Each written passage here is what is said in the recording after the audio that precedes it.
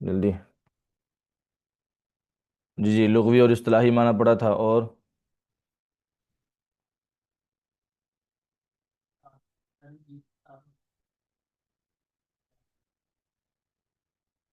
دو مقصد ہیں، ایک تو پڑھنا، جی اللہ تعالیٰ قرآن مجید میں فرمایا اقرأ جو ہے وہ پڑھنے کا تھا، اس کے بعد سمجھنا، ہوں اور قرآن مجید جو آسان کیا گیا یہ نصیحت کے لیے کیا گیا، پڑھنے کے لیے آسان نہیں، جب پڑھنے کی بات گئی تو اللہ تعالیٰ نے اسے قولاً ثقیلا قولاً ثقیلا کہا، جی بھی- جی جی، تجوید کا تعارف پڑا تھا ہمارے قرآن پاک پہ حقوق، جی جی، کوئی اور بتائے قرآن کے ہم پر کتنے حقوق ہیں؟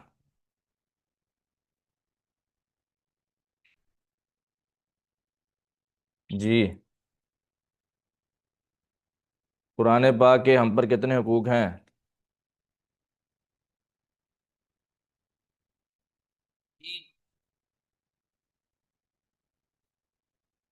آن لائن والے بھائیوں میں سے کوئی بتا دے قرآن پاک کے ہم پر کتنے حقوق ہیں، کل پڑھا تھا ہم نے۔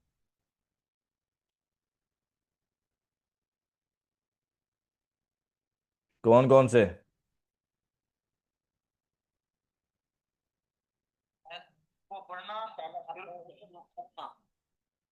ہاں جی، تیسرا بھی تھا، تیسرا بھی تھا، اور وہ تھا کہ بھئی آپ نے آگے پہنچانا ہے، پہلے آگے پڑھانا ہے پھر سکھانا ہے۔ جی جی جی، بسم اللہ والحمد للہ والصلاة والسلام علی رسول اللہ، اما بعد۔ آج ہم پڑھیں گے تجوید کی اہمیت و ضرورت ایک دوسرے انداز میں۔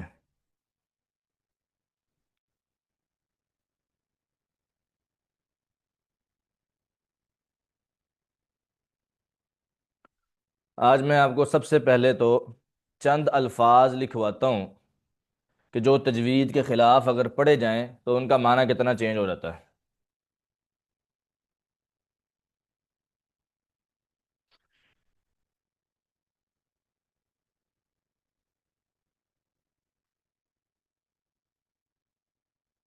جی، بسم اللہ والحمد للہ والصلاة والسلام علی رسول اللہ، اما بعد۔ چند الفاظ ایسے جو کہ تجوید کے خلاف اگر پڑھے جائیں اور جو کہ عموماً ہمارے معاشرے میں پڑھے جاتے ہیں، ٹھیک ہے جی، عموماً ہمارے معاشرے میں وہ پڑھے جاتے ہیں تجوید کے خلاف، اور ان کا معنی بہت زیادہ چینج ہو جاتا ہے۔ اس سے ہمیں تجوید کی اہمیت و ضرورت بھی سمجھ آتی ہے۔ سب سے پہلا لکھیں جناب، سورۃ الفاتحہ کی پہلی آیت ہے، اعوذ باللہ من الشیطان الرجیم، بسم اللہ الرحمن الرحیم، الحمد للہ رب العالمین۔ اچھا، ایک بات کو سمجھیں، الحمد، الحمد، اس کا کیا مطلب ہے؟ تمام قسم کی تعریفات، تمام قسم کی تعریفات۔ اوپر ہیڈنگ دیں، ذرا اوپر ہیڈنگ دیں، وہ الفاظ جو تجوید کے خلاف پڑھے جائیں تو ان کا معنی کتنا چینج ہوتا ہے۔ تجوید کے خلاف پڑھنے سے معنی چینج ہو جاتا ہے۔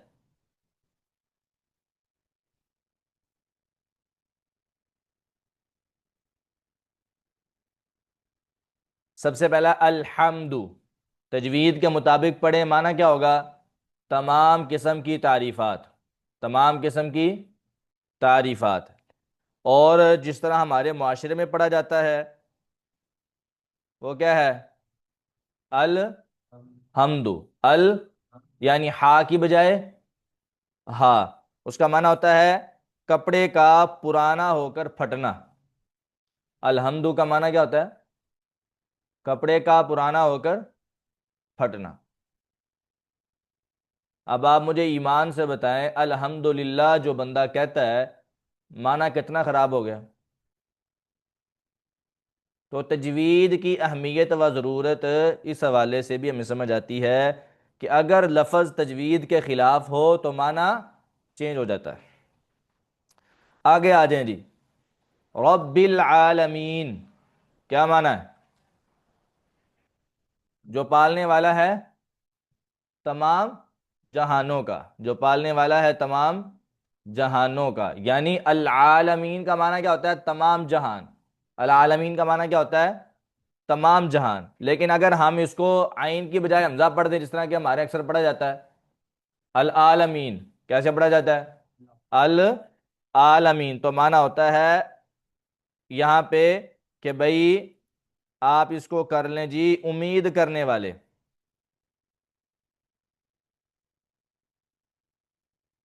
ٹھیک ہے، یہ جو کلمہ ہے نا العالمین، قرآن پاک میں آتا ہے قرآن پاک میں آتا ہے العاملین۔ قرآن پاک میں کیا آتا ہے؟ العاملین، کام کرنے والے، عمل کرنے والے۔ تو اگر اس کو عاملین پڑھیں حمزہ کے ساتھ تو معنی ہوتا ہے امید کرنے والے، یہ لفظ ہے اس کے ساتھ، ٹھیک ہے؟ العاملین پڑھیں تو معنی ہوتا ہے عمل کرنے والے، اور اگر عاملین پڑھیں تو معنی کیا ہوتا ہے؟ امید کرنے والے۔ اسی طرح قرآن پاک میں لفظ آتا ہے صدور۔ کیا لفظ آتا ہے؟ صدور، صاد کے ساتھ، معنی کیا ہوتا ہے؟ سینہ، یعنی سینے، جمع ہے نا، معنی کیا ہوتا ہے؟ سینے۔ صدور صدر کی جمع ہے، صدور کس کی جمع ہے؟ صدر کی، معنی ہوتا ہے سینے۔ تو صدور صاد کے ساتھ ہو تو معنی ہوگا سینے۔ اگر صدور سین کے ساتھ پڑھا جائے، جس طرح کہ ہمارے اکثر پڑھا جاتا ہے، صاد کو سین اور سین کو جو ہے نا وہ صاد بنا دیا جاتا ہے، تو صدور پڑھیں تو معنی ہوتا ہے بال لٹکانا، بال لٹکانا۔ تو معنی کتنا چینج ہو گیا؟ سمجھ آ رہی کہ نہیں آ رہی؟ ایک تھوڑی سی چینجنگ کی وجہ سے، حالانکہ صرف کیا کیا ہے آپ نے؟ موٹے حرف کو باریک کیا ہے۔ معنی زمین اسمان کے جو ہے نا وہ، مطلب زمین اسمان کی طرح جو ہے نا وہ مختلف ہو جاتا ہے۔ اچھا آگے آپ اگلا جملہ لکھیں جی، آگے آتا ہے قرآن پاک میں وَمَا يَجْحَدُ بِآيَاتِنَا إِلَّا الْكَافِرُونَ۔ یجحدو، کیا لفظ آتا ہے؟ یجحدو، ہا کے ساتھ۔ یجحدو ہا کے ساتھ پڑھیں تو معنی کیا ہوتا ہے؟ انکار کرنے والے، انکار کرتے ہیں۔ یجحدو انکار کرتے ہیں یا کریں گے۔ تو اگر آپ اس کو یجحدو پڑھیں ہا کے ساتھ تو معنی کیا ہوتا ہے؟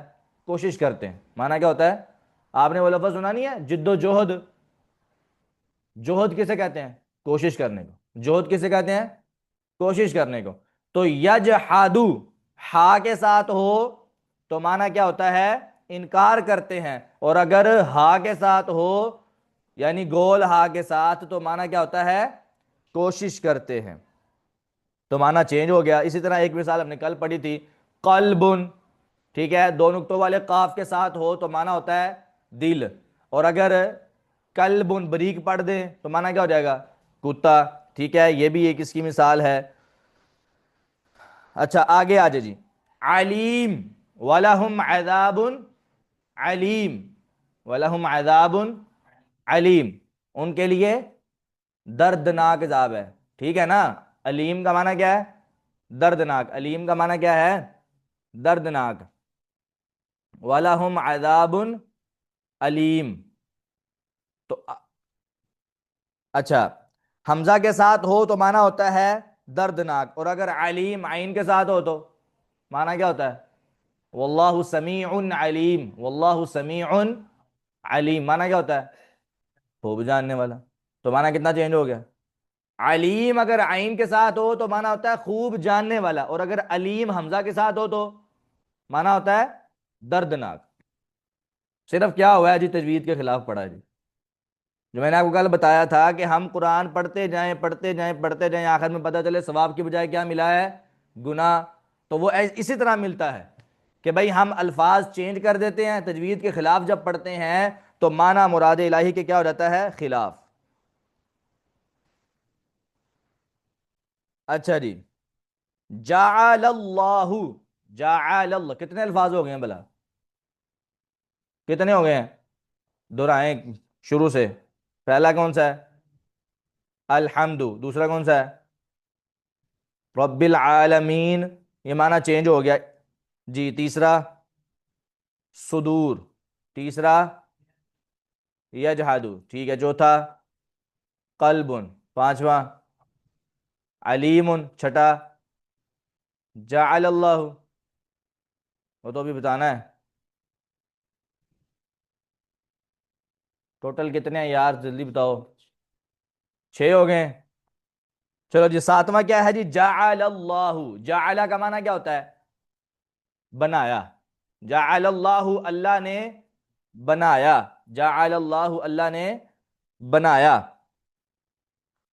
اچھا، تو اگر اس کو ہم عین کے بجائے کیا پڑھ دیں؟ حمزہ، جعل اللہ، کیا پڑھیں ہم؟ جعل اللہ، تو معنی ہو جاتا ہے اللہ نے اکٹھا کیا، اللہ نے اکٹھا کیا۔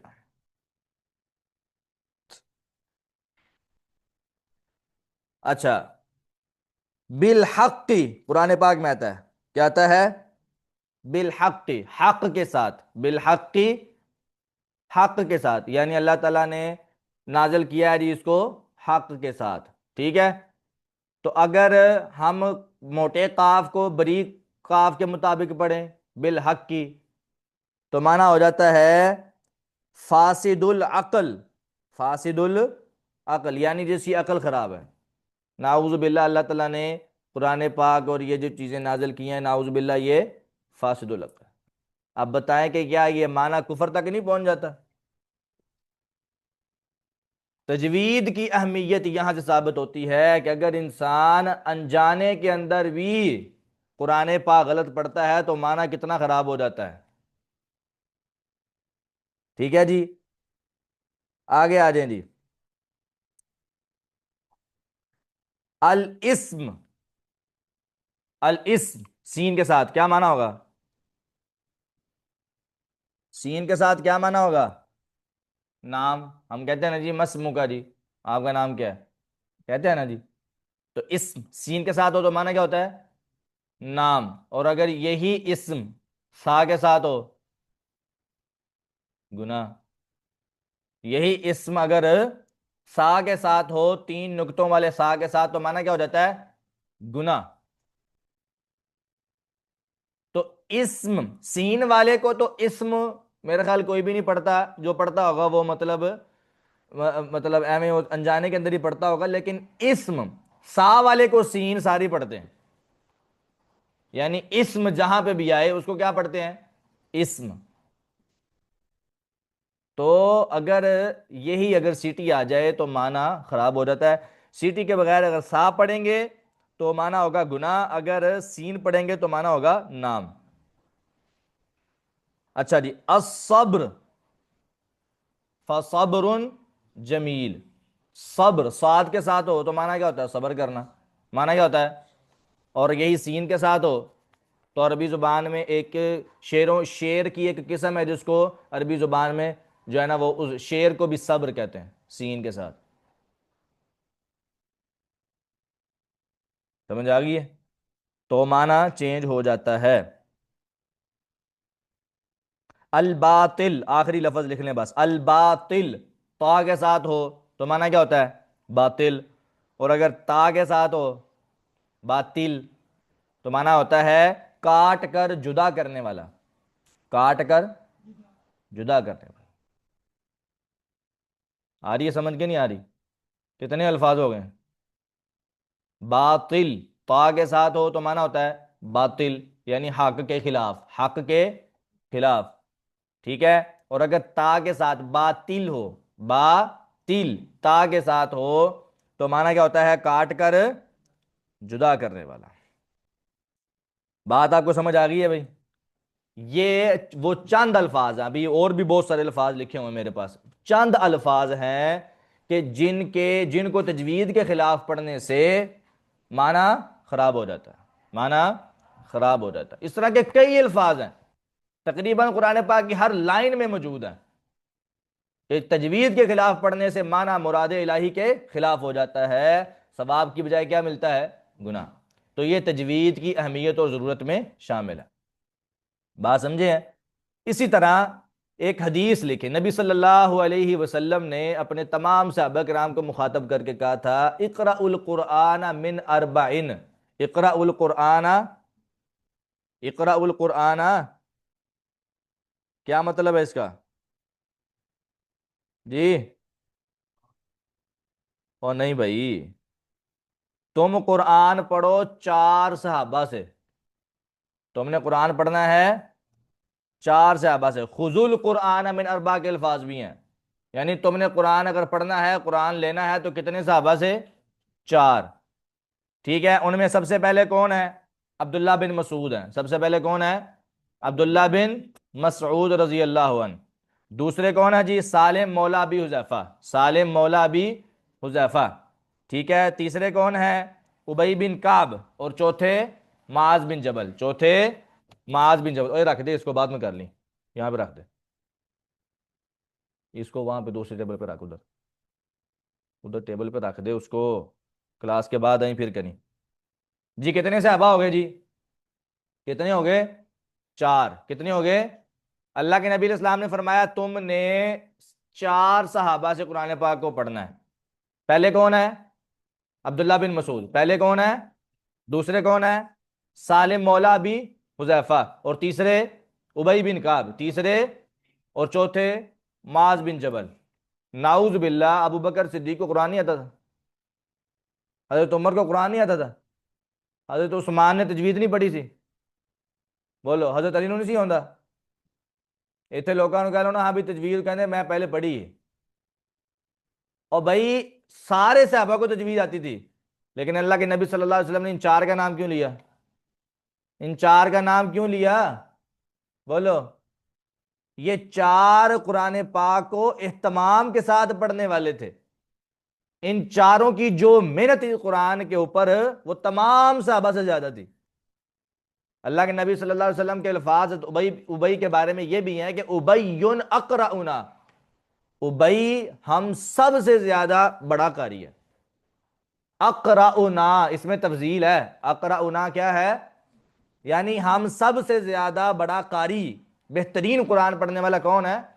ابی رضی اللہ عنہ۔ تو یہ حدیث بھی اس بات کی دلالت کرتی ہے کہ قرآن پاک کو تجوید سے پڑھنا ضروری ہے، کیونکہ قرآن ہر کسی سے نہیں پڑھا جا سکتا، صرف اس سے پڑھا جائے گا جس کو قرآن پاک پڑھنا آتا ہے۔ بات سمجھ آ گئی ہے کہ نہیں آ گئی؟ جو قرآن پاک کو بہترین انداز سے پڑھنے والا ہے۔ اسی طرح سیدنا عثمان رضی اللہ تعالی عنہ نے، آپ کو پتا مصحف لکھوائے تھے علیحدہ علیحدہ، 7 مصحف لکھوائے تھے نا، جب قرآن پاک کو جمع کیا، قراتوں کو جمع کیا، تو 7 مصحف علیحدہ علیحدہ لکھوائے تھے، ایسے ہی ہے؟ بولو ایسے ہی ہے نا؟ علیحدہ علیحدہ 7 مصحف لکھوائے تھے، اور ہر ایک مصحف ایک ایک علاقے میں بھیجا تھا۔ کوئی بصرہ کی طرف بھیج دیا، کوئی شام کی طرف بھیج دیا، کوئی مکہ کی طرف بھیج دیا، ٹھیک ہے، اور کوئی کوفے میں بھیج دیا۔ اس طرح کر کے نا علیحدہ علیحدہ علاقوں میں مصحف بھیجے، لیکن ساتھ ایک ایک استاذ بھیجا تھا، ساتھ ایک ایک استاذ بھیجا تھا۔ ہر مصحف کے ساتھ ایک استاذ تھا، ہر مصحف کے ساتھ ایک استاذ تھا۔ اس کی وجہ کیا تھی؟ اس کی وجہ کیا تھی؟ کہ یہ مصحف تم علاقے والوں نے پڑھنا ہے، لیکن پڑھنا کس سے ہے؟ استاد سے۔ پڑھنا کس سے ہے؟ استاد۔ اپنی مرضی سے نہیں پڑھنا، اپنی مرضی سے نہیں پڑھنا۔ تو قرآن پاک کبھی بھی تلقی استاد کے سامنے تلقی کے بغیر حاصل نہیں ہوتا۔ قرآن پاک، میں نے آپ کو کل بھی مثال دی تھی کہ نبی صلی اللہ علیہ وسلم سے بڑا قرآن صحیح پڑھنے والا کون ہو سکتا ہے؟ لیکن اللہ تعالیٰ نے نبی صلی اللہ علیہ وسلم سے بھی کہا کہ فَإِذَا قَرَأْنَاهُ فَاتَّبِعْ قُرْآنَ، کہ اے میرے نبی کہ جب ہم پڑھیں تو آپ نے پیچھے پیچھے پڑھنا ہے۔ فَاتَّبِعْ قُرْآنَ، آپ نے قرات کی کیا کرنی ہے؟ پیروی۔ بات سمجھ آ رہی کہ نہیں آ رہی؟ اللہ کے نبی صلی اللہ علیہ وسلم نے بھی قرآن پاک جو ہے وہ پڑھا ہے جبریل سے، پھر آپ نے جبریل کے ساتھ کئی دور کیے ہیں۔ ہر رمضان میں آپ جبریل کے ساتھ کیا کرتے تھے؟ قرآن کا دور کرتے تھے، جبریل کو قرآن سناتے تھے، جبریل کو قرآن سناتے تھے ہر رمضان۔ اور نبی صلی اللہ علیہ وسلم نے جس سال فوت ہونا تھا اس سال آپ نے 2 مرتبہ دور کیا رمضان میں۔ سمجھ آ رہی ہے؟ یعنی نبی صلی اللہ علیہ وسلم نے آخری جو سال تھا نا زندگی کا، وہ جو آخری رمضان آیا، اس رمضان میں اللہ کے نبی نے 2 مرتبہ قرآن جبریل کو سنایا۔ تو ایک تو وجہ یہ تھی، ہم نعوذ باللہ یہ تو نہیں کہہ سکتے کہ اللہ کے نبی صلی اللہ علیہ وسلم کو قرآن بھول گیا تھا نعوذ باللہ، تو آپ جبریل کو سنا کے پکا کرتے تھے۔ اللہ کے نبی صلی اللہ علیہ وسلم کو قرآن بہت زیادہ یاد تھا، کیونکہ آپ تہجد میں کئی کئی پارے پڑھ جاتے تھے، ہر رات تہجد میں کئی کئی پارے پڑھ جاتے تھے۔ وہ روایت نہیں آتی عبداللہ بن عباس رضی اللہ تعالیٰ عنہما کی، وہ کہتے ہیں میں ابھی چھوٹا سا بچہ تھا اور میرا دل کرتا تھا کہ میں اللہ کے نبی کی نماز دیکھوں رات کی، اللہ کے نبی کی رات کی نماز دیکھوں۔ تو کہتے میں چلا گیا اپنی خالہ میمونہ کے گھر، ٹھیک ہے، نبی صلی اللہ علیہ وسلم کی وہ زوجہ تھی، اللہ کے نبی صلی اللہ علیہ وسلم وہاں پہ جو ہے نا وہ سونے کے لیے آئے۔ تو کہتے اللہ کے نبی صلی اللہ علیہ وسلم لیٹ گئے، میں بھی لیٹ گیا لیکن میں سویا نہیں، میں نے جان بوجھ کے زبردستی اپنی آنکھوں کو کھلا رکھا کہ کہیں مجھے نیند نہ آ جائے۔ میرا مقصد کیا تھا؟ اللہ کے نبی کی نماز کو دیکھنا، رات کی نماز۔ تو کہتے ہیں میں جاگتا رہا جاگتا رہا، نبی صلی اللہ علیہ وسلم نے تھوڑی دیر آپ سوئے، پھر آپ اٹھے اور آپ نے وضو کیا، نبی صلی اللہ علیہ وسلم پھر جو ہے نا وہ قیام اللیل کے لیے کھڑے ہو گئے۔ تو کہتے ہیں میں بھی جلدی جلدی جو ہے نا وہ نبی صلی اللہ علیہ وسلم کے پیچھے اٹھا، آپ نے نماز شروع کر لی، میں بھی وضو کر کے آ کے نا تو آپ صلی اللہ علیہ وسلم کے بائیں طرف کھڑا ہو گیا، نبی صلی اللہ علیہ وسلم کے میں کس طرف کھڑا ہو گیا؟ بائیں طرف۔ حالانکہ مقتدی امام کے کس طرف ہوتا ہے؟ دائیں طرف۔ مقتدی امام کے کس طرف ہوتا ہے؟ اگر دو بندے ہوں تو مقتدی کہاں ہوتا ہے؟ دائیں طرف ہوتا ہے نا امام کے۔ تو میں کہاں پہ کھڑا ہو گیا؟ بائیں طرف۔ تو نبی صلی اللہ علیہ وسلم نے ایسے پیچھے سے ہاتھ کیا اور میرے کان سے پکڑا اور مجھے پیچھے سے کدھر لائے؟ دائیں طرف۔ مجھے یہ لا کے دائیں طرف کھڑا کیا اور پھر اللہ کے نبی صلی اللہ علیہ وسلم نے سورہ بقرہ کی تلاوت شروع کر دی۔ اور میں نے کہا کہ صفحہ پڑھیں گے، دو پڑھیں گے، تین پڑھیں گے، آپ نے پارا مکمل کر دیا۔ آپ نے پارا پورا ایک پارا ایک رکعت میں، کبھی سوچا پورا ایک پارا ایک رکعت میں؟ میں کہا چلو ہن پارا مکمل ہو گیا، رکعت کر لیں گے۔ تو نبی صلی اللہ علیہ وسلم نے دوسرا پارا شروع کر دیا۔ تو دوسرا پارا مکمل ہوا، میں نے کہا چلو ہوں ہی رکعت کر لیں گے، آپ نے تیسرا بھی شروع کر دیا۔ میں نے کہا ہاں لگتا ہے اللہ کے نبی نے سورہ بقرہ مکمل کرنی ہے۔ سورہ بقرہ مکمل کی، میں نے کہا ہوں رکوع کر لیں گے، تو آپ نے سورہ نساء شروع کر دی۔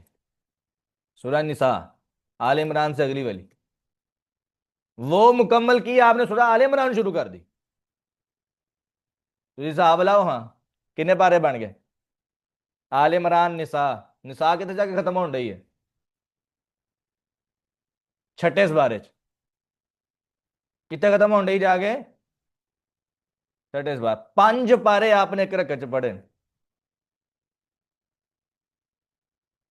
تے اسی ایک پارا پڑھانا ہوئے تے اسی پورا پورا مہینہ تیاری کری دیو، پھر بھی تراویحاں جناب سامنے ہر ایک ایت ٹوک رہا ہوندا، اوئے اور رک جا، اوئے غلط پڑھن ڈیا، اور رک جا بھائی، وہ کئی بابے پیچھے بول پیندے نے، اور تینوں نہیں آندا تے پیچھے ہو جا، نماز ہی بول پیندے، کئی واقعات نے مجھے۔ بہرحال تو بات یہ ہے کہ یہ نبی صلی اللہ علیہ وسلم کو قرآن اتنا پکا یاد تھا کہ آپ کے لیے تصور ہی نہیں کیا جا سکتا کہ آپ کو بھول گیا ہو، نہیں۔ تو پھر آپ دور کیوں کرتے تھے؟ رمضان میں آپ دور کیوں کرتے تھے؟ اس کی ایک وجہ تو یہ کہ نبی صلی اللہ علیہ وسلم کا آپ نے اپنی امت کو بتانا تھا کہ قرآن میں رمضان میں قرآن کے ساتھ جو تعلق ہے وہ ایک خاص ہونا چاہیے، یعنی عام دنوں کے مقابلے میں رمضان میں قرآن کے ساتھ تعلق ایک خاص ہونا چاہیے، یعنی پہلے سے زیادہ ہونا چاہیے۔ اور دوسری بات یہ ہے کہ اگر کوئی آیت یا کوئی حکم منسوخ ہونا ہوتا نا تو جبریل بتا دیتے کہ بھئی یہ آیت منسوخ ہو گئی ہے یا یہ حکم منسوخ ہو گیا ہے، اس کے بدلے میں یہ ہے، وہ بھی چیز ہو جاتی، بات سمجھیں؟ اور پھر دوسرا جو ہے نا وہ بہترین انداز سے قرآن کے ساتھ رمضان گزر جاتا، قرآن کے ساتھ رمضان گزر جاتا۔ تو وہی بات یہ ہے کہ نبی صلی اللہ علیہ وسلم نے بھی باقاعدہ قرآن پاک کو پڑھا ہے، ٹھیک ہے،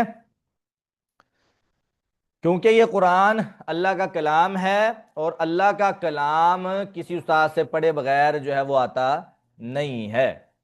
جی اب آگے آ جائے جی، ہم نے تجوید کی کل تعریف پڑھی تھی۔ تجوید کی لغوی تعریف کیا ہے؟ بولیں ذرا جلدی جلدی۔ عمدہ کرنا، اچھا کرنا۔ اصطلاحی تعریف کیا ہے؟ کہ قرآن پاک کو مکمل تجوید کے ساتھ پڑھنا اور ہر حرف کو مخارج اور صفات کے ساتھ ادا کرنا۔ اچھا اس کی غرض و غائد کیا ہے؟ تجوید کی، تجوید کی غرض و غائد کیا ہے؟ غرض کسے کہتے ہیں؟ مقصد کو غرض کسے کہتے ہیں؟ یعنی تجوید پڑھنے کا مقصد، تجوید پڑھنے کا مقصد کیا ہے؟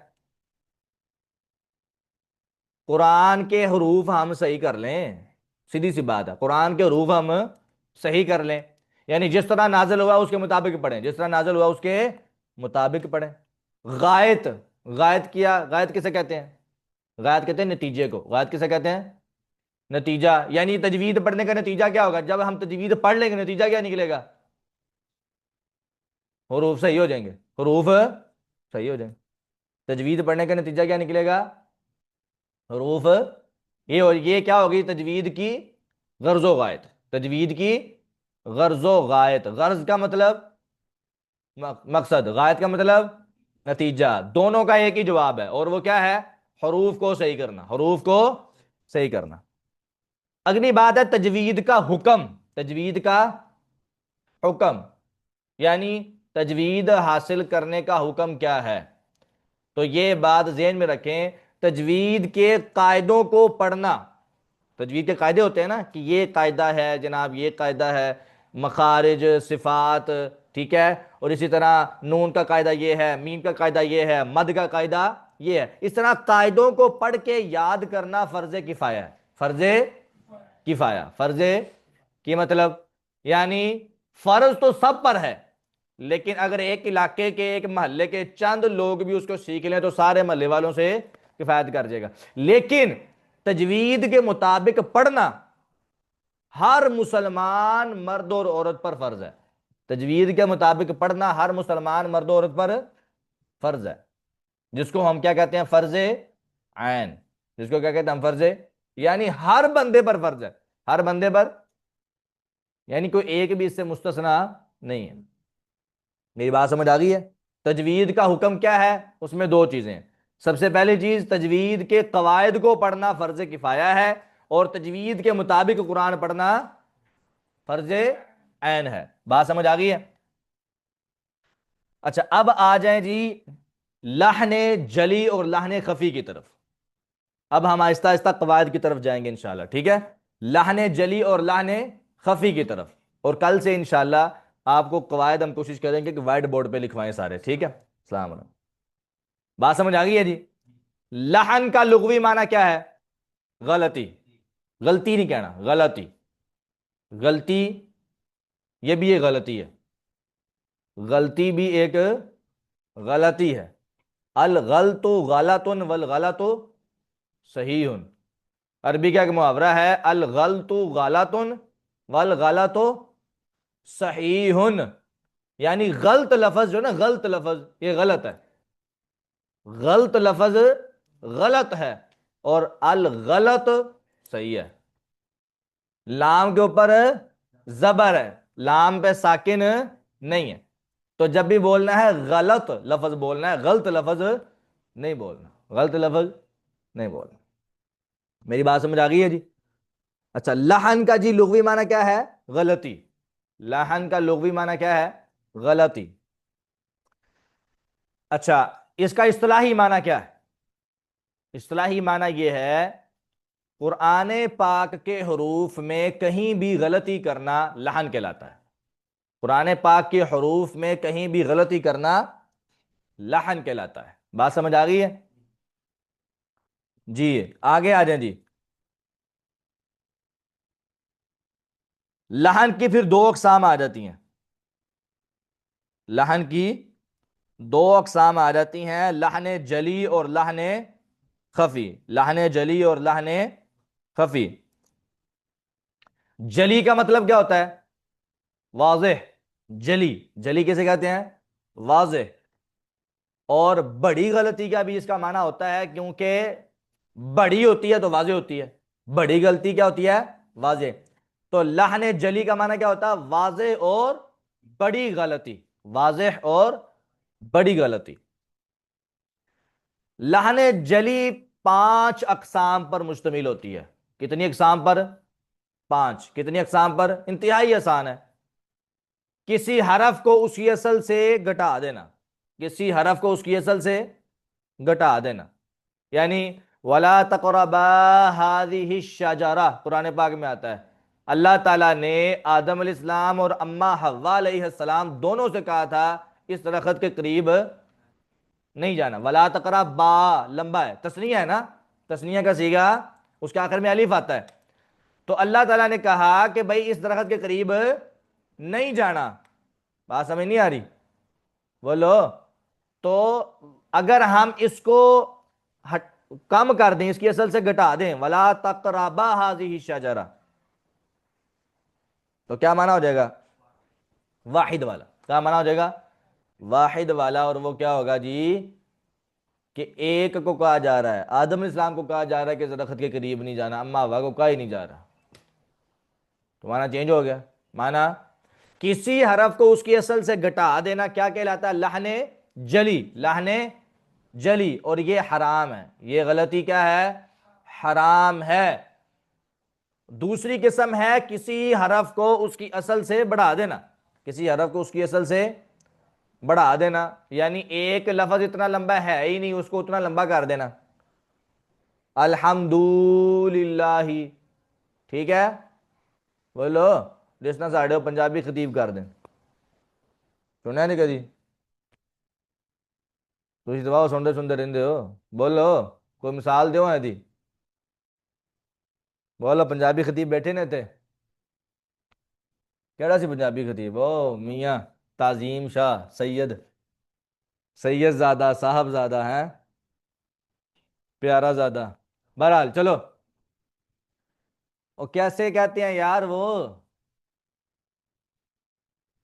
آخری حرف کو لمبا کر دیتے ہیں. تو جہاں پہ انہوں نے جناب وہ راگ لگانی ہوتی ہے تو اس کو کیا کر دیتے ہیں؟ انتہائی لمبا، حالانکہ وہ ایک الف کے برابر اس کی مد ہوتی ہے. تو کسی حرف کو اس کی اصل سے بڑھا دینا کیا کہلاتا ہے؟ لحن جلی. لحن جلی. میں فتویٰ نہیں لان ڈیا، بعد چکا قاری صاحب نے سارے مولیاں تو فتویٰ لاتا ہے. میں صرف تو مسئلہ دسن ڈیا کہ بھئی وہ کیا ہے جی؟ لحن جلی. اور لحن جلی حرام ہے. لحن جلی کیا ہے؟ حرام ہے. ٹھیک ہے جی. انہوں نے آپ کچھ نہیں کہنا، آپ اپنے آپ صحیح کرنا ہے. ٹھیک ہے؟ ہم نے اپنے آپ کو ٹھیک کرنا ہے، ہم نے اپنی غلطیاں ٹھیک کرنی ہے. وہ اور ان کا رب وہ آپس میں جانے خود ہی. ٹھیک ہے نا؟ ہمارا اپنے رب کے ساتھ جو معاملہ ہم نے اس کو ٹھیک کرنا ہے. ٹھیک ہے جی. ہم نے اپنی غلطیاں ٹھیک کرنی ہے بس. تو ہم نے کسی حرف کو اس کی اصل سے گھٹانا نہیں ہے اور کسی حرف کو اس کی اصل سے بڑھانا نہیں ہے. ٹھیک ہے جی. اچھا. کسی ساکن حرف کو آپ حرکت دے دیں، یہ بھی لحن جلی ہے. کسی ساکن حرف کو آپ حرکت دے دیں، یہ کیا ہے؟ لحن جلی. اس کا کبھی کبھار تو بہت زیادہ ہی معنی خراب ہو جاتا ہے. مثال کے طور پر کوئی واحد مونس غائب کا سیگا ہے، زارا بت، واحد مونس غائب کا سیگا، اس ایک عورت نے مارا، آپ اس کو حرکت دے دیں ضربتا. ٹھیک ہے؟ تو وہ کیا بن جائے گا؟ واحد مذکر حاضر کا سیگا. یا آپ اس کے اوپر پیش لے آئیں. ٹھیک ہے؟ تو کیا بن جائے گا؟ واحد متکلم کا سیگا. تو کسی ساکن حرف کو متحرک بنا دینا یہ بھی کیا ہے؟ لحن جلی. یہ بھی کیا ہے؟ لحن جلی. اور کسی متحرک کو ساکن کر دینا یہ بھی کیا ہے؟ لحن جلی. یہ بھی کیا ہے؟ لحن جلی. بولو. یہ بھی کیا ہے؟ کتنی قسمیں ہو گئیں؟ کتنی قسمیں ہو گئیں؟ کون کون سی؟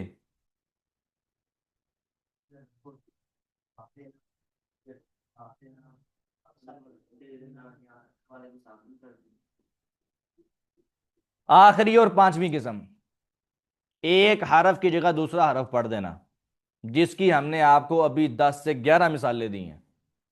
ایک حرف کی جگہ دوسرا حرف پڑھ دینا. ایک حرف کی جگہ دوسرا حرف پڑھ دینا.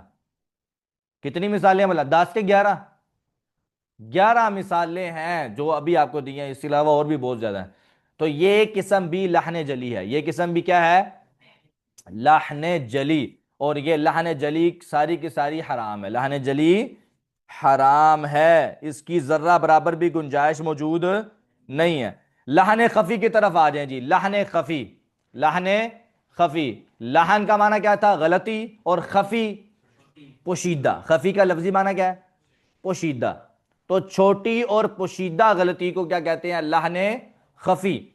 یعنی اس کو آسان الفاظ میں سمجھیں کہ لحن جلی وہ ہے کہ جس کے جو غلطی کرنے سے معنی مراد الہی کے خلاف ہو جائے، وہ کیا ہے؟ لحن جلی. وہ کیا ہے؟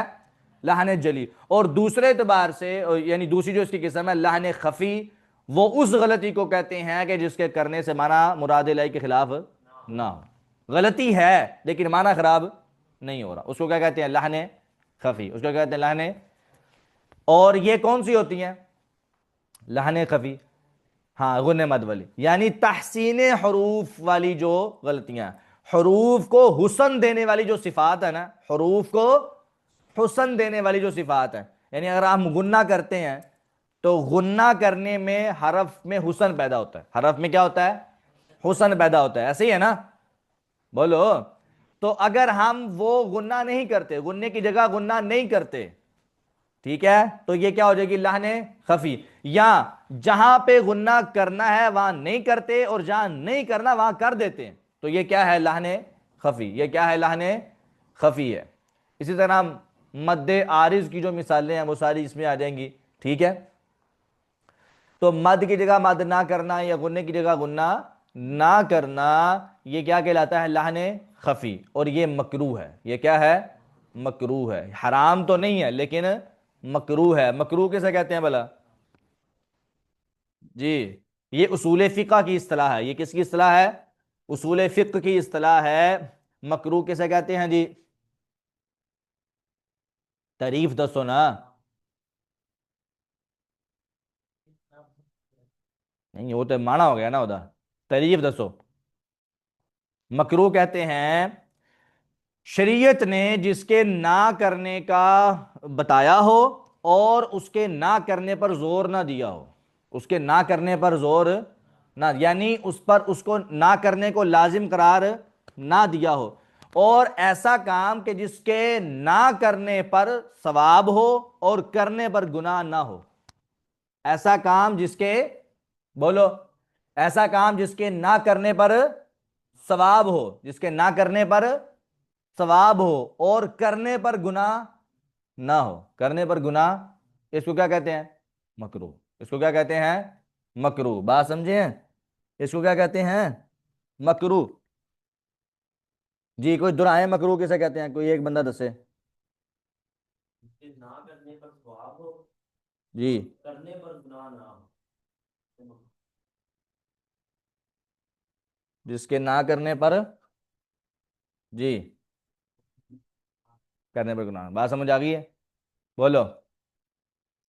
یہ کیا ہو گیا؟ لحن جلی اور لحن خفی۔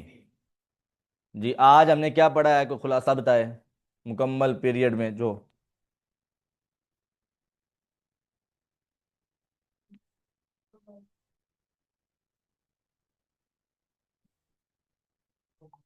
جی، بول پو وہ۔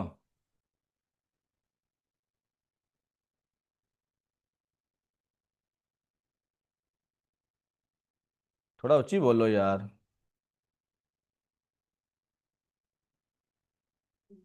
تو بول پو۔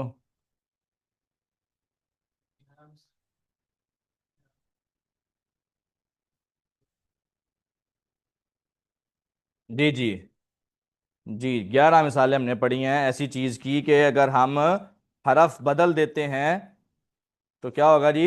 مانا خراب ہو جائے گا، مانا کیا ہو جائے گا؟ خراب ہو جائے گا۔ جی جی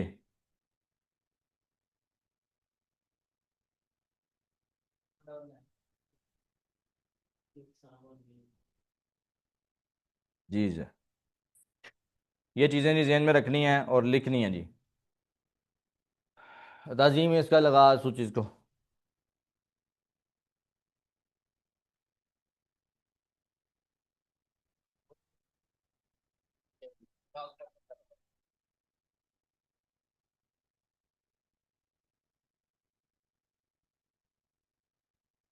جی، قرآن پاک کھول لیں جی۔ آج آپ نے تحقیق اور حدر پڑھ لیا استاد جی سے؟ حدر بھی پڑھا ہے، تحقیق پڑھی ہے، اور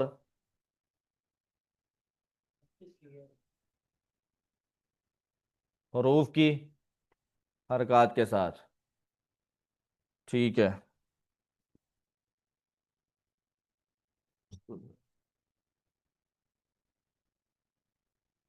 اچھی بات ہے، اچھی بات ہے بھائی، اچھی بات ہے پڑھنے میں۔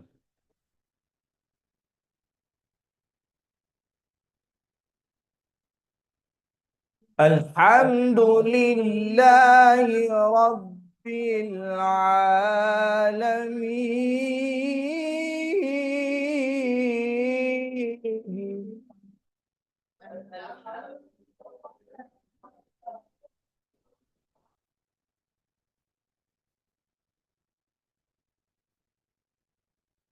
الحمد لله رب العالمين الرحمن الرحيم مالك يوم الدين إياك نعبد.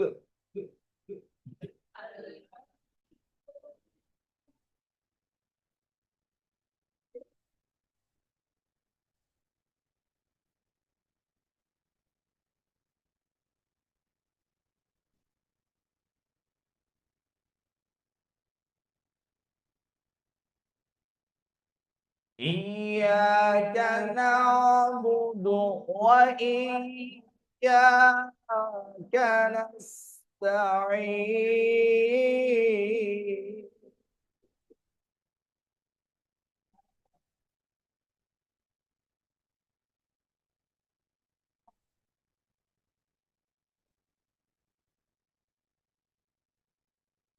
اهدنا الصراط المستقيم صراط الذين أنعمت عليهم.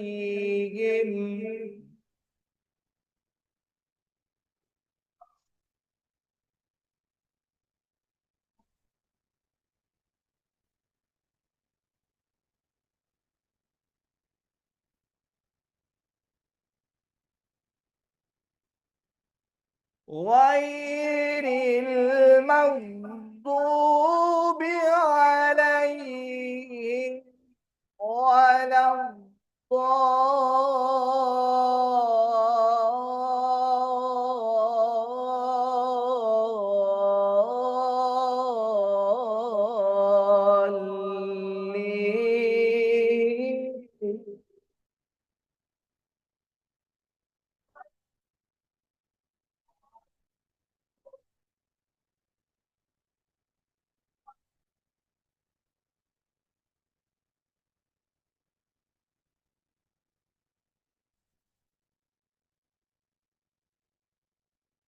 جی، لہجوں کے نام آپ کوئی بھی رکھ لیں، لہجوں کے نام آپ کوئی بھی رکھ لیں، اس میں کوئی ممانعت یا کوئی قباحت نہیں ہے۔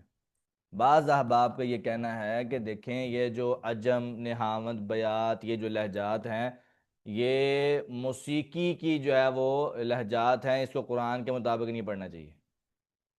بات سمجھ آئی؟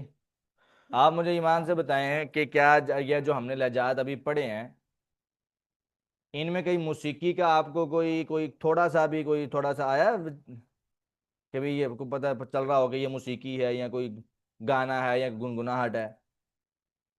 بات سمجھ نہیں آ رہی؟